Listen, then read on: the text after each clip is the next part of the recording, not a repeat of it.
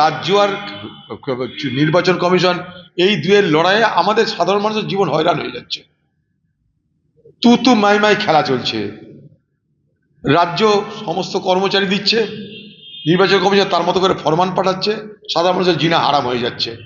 আমরা চাই সাধারণ মানুষের জিনা হারামের না করে সাধারণ মানুষের জীবনকে জিনা আরাম করে দাও। আজকে দুনিয়ার সবকিছু অনলাইন, কেন যুবসাথী অনলাইন হবে না?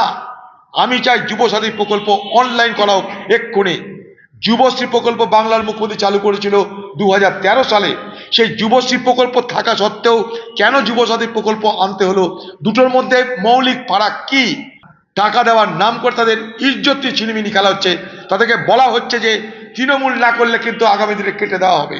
আবার বলা হচ্ছে তৃণমূলকে ভোট না দিয়েও তারা চলে এসছে লাইনে টাকা নিতে। দিদির টাকা নয়, দাদার টাকা নয়, মানুষের টাকা।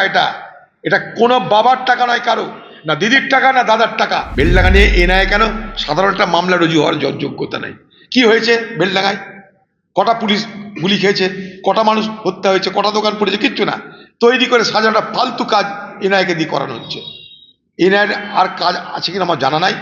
এনআইএর এত ফালতু কাজ এনআইএ করতে পারে এটা আমার ধারণা ছিল না। বাংলার মুখ্যমন্ত্রী তিনি প্রধানমন্ত্রীকে সরাসরি ফোন করে বলুন যে আপনি ভাষা শুধরিয়ে নিন।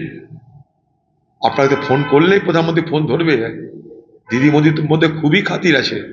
এই এক্সে না করে আকসে বাদ করো। যদি মনে করো বাংলার এটা অপমান, ঠাকুর রামকৃষ্ণ অপমান, তাহলে সরাসরি জিজ্ঞেস করুন।